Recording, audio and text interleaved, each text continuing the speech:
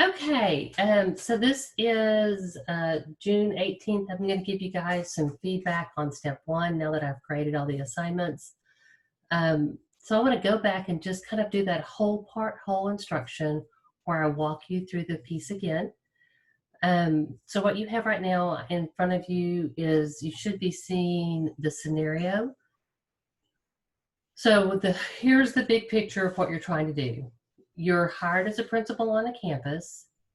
One of the first things that you need to do is a needs assessment of the curriculum and instructional processes on your campus. And then you've also just learned that in every 3 years, central office requires the principal to do a curriculum plan that makes sure that the curriculum process, instructional practices are aligned. So you're at the end of the 3-year cycle coming in, you know this plan is going to be due in November, and you're going to start problem solving to figure it out. So this is your scenario that you're working from.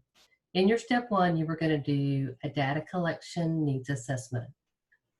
So within that, you're through a PowerPoint to talk about the district mission statement, the CIP goals, student data, and also demographic data. So on the feedback, on the feedback here, I asked for 3 years of data. So some people didn't give me full 3 years of data. Some people cut and pasted the AEI, that's I dated that statement, the TAPER report into their PowerPoint. And then some folks forgot to give me this attendance dropout and mobility. I was pretty flexible on the PowerPoint piece so that you could, I just wanted you to try to locate and work through this, especially since I didn't have an exemplar. If you just, on the data piece, I need you to show me you can do some analysis and synthesis. So those of you that just cut and paste the whole TAPER report into a slide, what you're telling me is you figure out what's important here instead of telling me, oh, I looked at the data and these are the pieces I pulled out. So that was one issue on some of the PowerPoints. The next piece of the PowerPoint is you were to be sure that you were to address these components. And I wasn't sure that lots of people did it different ways. These are kind of in-depth questions. And so some of you gave me an overarching statement or idea without looking at each question individually. Some of you gave me data from your district or charts or things from your district with no explanation. Again, what I'm looking for here is that you can do some analysis and synthesis. So here's this data, what's important, and what should I pull forward in this evaluation. If you give me the whole picture, I can't see that you've done any digging into it, thinking, or working through it. So let me give you a couple examples on the PowerPoint that I thought went really well. So first of all, let's start with this one. So anytime you're doing a presentation for people, you want to make sure that your your aesthetics are good. So I thought this person did a really nice job of just laying out some information about their district, pulling in some color. As a principal, you're going to have to share information with lots of different stakeholders. And so again, pulling out the important pieces and presenting it in a way that others can see it is a skill you need. So again, method to my madness and trying to help you develop skills, not just for this product, but for the actual job. I asked you to come up with your CIP goals. This person laid them out this way. I thought that was a great way to do it. It synthesized the information. Some of you went through each goal on a slide. That was fine as well. There's not a perfect way to do it. I just needed to see the information. And then the other piece on student data. So this one, as you can see, synthesized some of the areas. Here are the economically disadvantaged. Here are the sub-pops, and then they also gave it graphically. A lot of times when you just give me the graph, it's really hard to know what the actual numbers are. So I like that this person gave me the graph and then also gave me actual numbers. And that is on some of the demographic data. All right, so let me pull up another example of I thought was a good piece to pull forward. This particular student did a great job of, again, laying everything out so that you could see the whole, all of the information. So this is how they laid out their mission, vision, core beliefs, went in and gave a little bit more data behind that, and then talked about their campus goals of their CIP plan. Moving into more about their curriculum analysis pieces. Again, I like that they have this information here. They pulled this information over on the CIP plan so I can kind of see how things are working. On their student demographics, again, the graphs are helpful. They put actual percentage points up here, so I knew exactly what I was looking at, because it's really hard to know that when you're looking at percentage-wise. The thing that might be helpful to this is percents and numbers are sometimes not reflective of one another. So if I have two people and I have 50%, 50% might sound okay, but out of two, it's really half. So actually giving the numbers would strengthen that. But I do like how this is laid out. I like the information here. Not criticizing the work of any of these students. They gave me permission to share with you guys, but I wanted to walk you through some pieces. This is a pre-K piece, and so they're looking at some different types of data. I like here how they laid out specifically what they're measuring for early learning outcomes or end-of-year outcomes. So very nice, very well laid out, and again, telling me what it really meant over here, not just graphically. And then again, other sets of data. So super job on that student for pulling those pieces together. And then I wanted to pull in one more.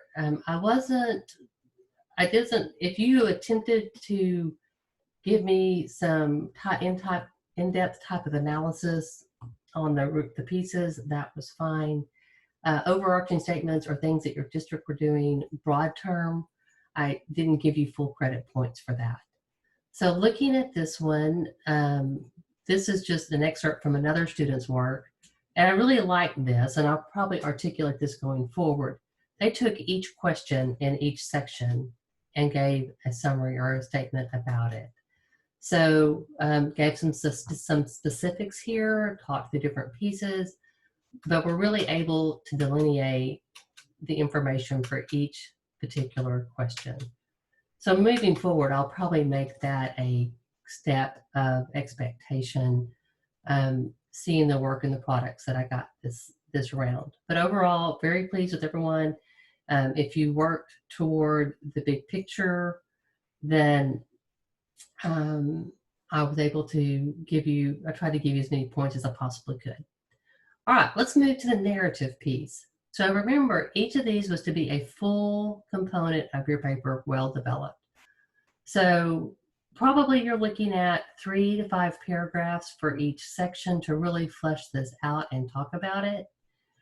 On this one, is there evidence new skills are being implemented by the teachers and the leaders? So how do you operationalize that? How do you figure that out? Well, you have 2 tools that you had in the PowerPoint that would help you. One was the CIP goals, and the other was the student data behind them. So this is the piece, again, moving forward as I work with students, I'll really give better expectations on. I want to see your CIP goals, and I want to see what's the data that tells us these are being implemented. You can give ideas, you can give statements, you can give examples, but to really drive that home, that would be very helpful there. Are there sufficient plans for improvement of the campus? Again, you could address the deficits in the CIP with that. On this one, when we got to the end of the papers, again, like I said, I don't know if y'all were just tired or you felt like you'd already said it all or you weren't sure where to go. But these pieces really weren't fleshed out. I should see, where are we now in terms of curriculum development? Should be a whole piece. Where are we in terms of instructional practices? and where are we in terms of assessment practices. Again, you could pull pieces from the CIP to support that, strategies behind the goals, where are we going in terms of curriculum development, and then how are we going to get there. And this was the piece I really needed to see specific plans. So if I'm looking at overall products in the paper, these are the pieces that were not as developed as well as I would like. So let me take you into an example now of a couple different papers on some pieces I liked. This student did a great job of giving a narrative of the overall needs. Moving into it, when we got into communication, again, each section is a piece. A lot of examples. Each Wednesday, teachers are expected to reserve the afternoon for campus meetings. We do PLCs, we have instructional technology training. So it's very, very clear to me what is going on. I'm not trying to guess, and they're not broad statements. When they say, I would do professional development, weekly. Okay, what does that mean? Tell me, I'm not there, give me some insights. So super job of working through and explaining and talking about all the different pieces of communication here. So see, you can see in communication how to really go through this, how much information had to be provided to really knock it out of the park. Behavior norms. We're talking about culture, tenets of culture here. Some of you went into student behavior, and what we're talking about is how the campus staff, faculty, students, stakeholders interact and belong together with one another.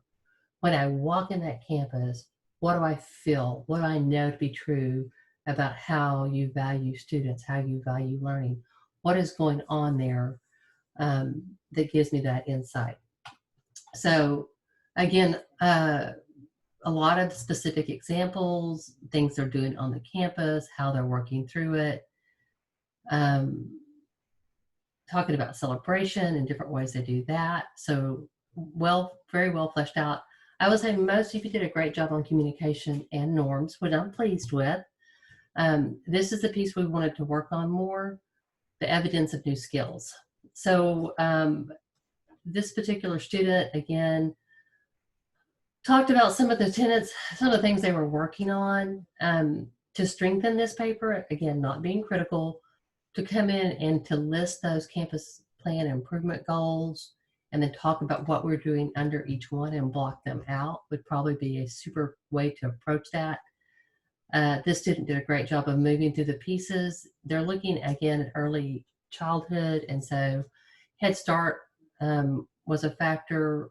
These other emotional support, classroom organization, instructional support are pieces they're looking at. And then again, how are they measuring some of those pieces? And they include some data about a Head Start class audit that they had, which was really helpful. And then plans to move it forward. Again, laying out those CIP plans and how those are these are the plans, these are the pieces of the CIP that we need to keep. And I would say, campus goal 1, list the goal, talk about it, work through it. Again, this was very well developed. And then they went into current practices and where are we going goals. Now, if they did, this is where this student chose to bring in some of their specific goals. But I love the specificity here, what they're going to do with their learning communities, how they're going to do their long early learning center.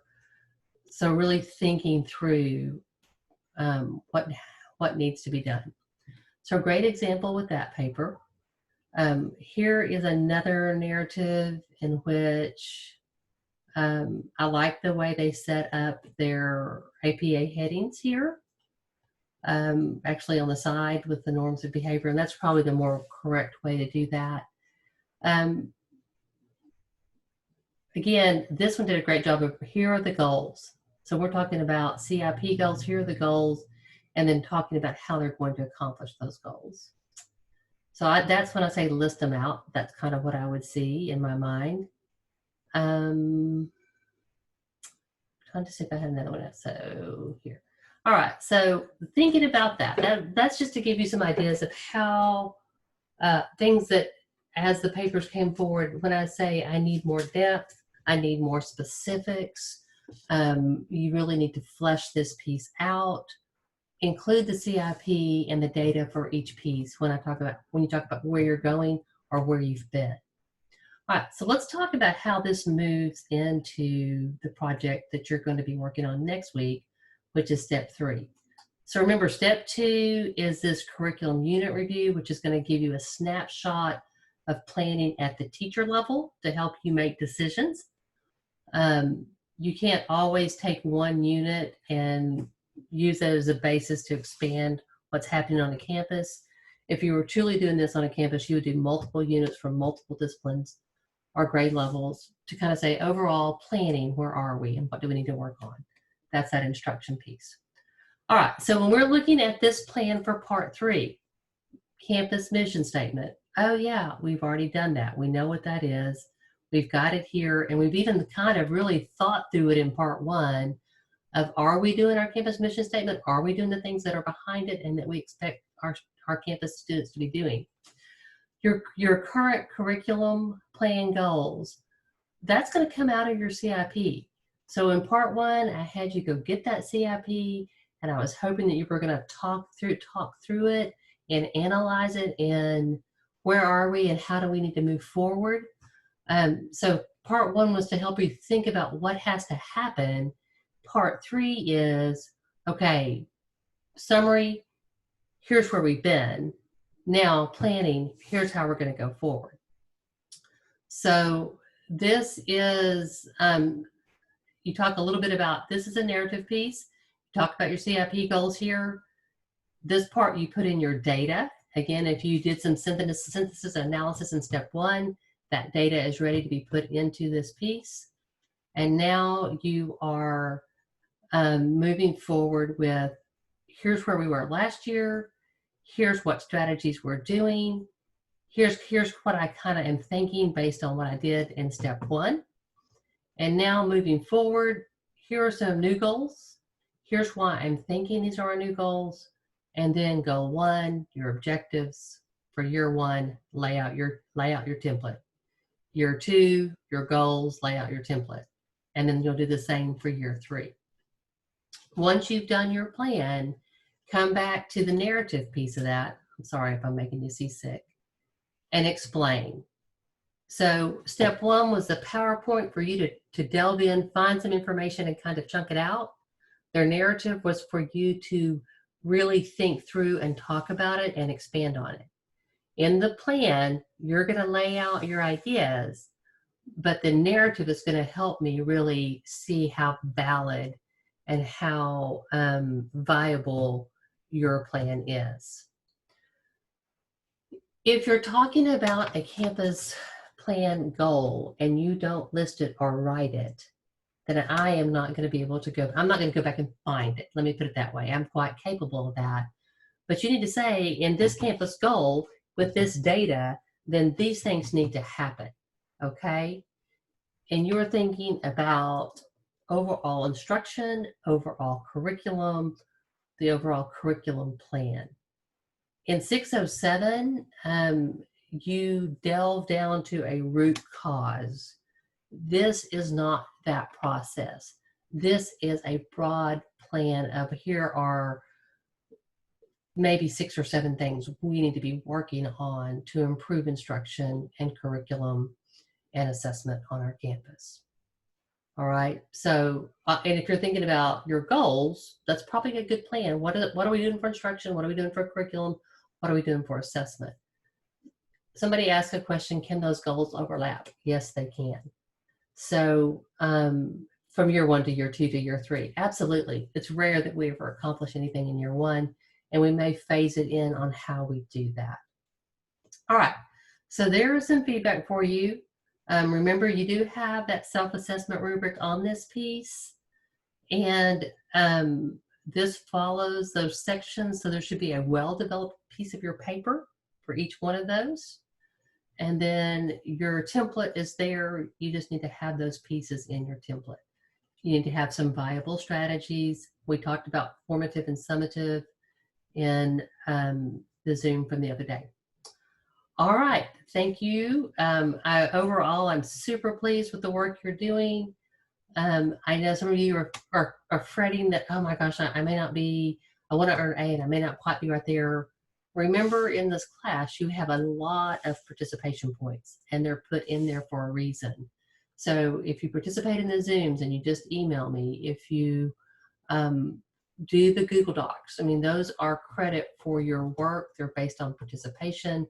I'm not grading you for the value of your comments. So those are there to balance out this other piece, the complexity of the pillar project. All right, thanks so much. I'm going to stop the share and stop recording.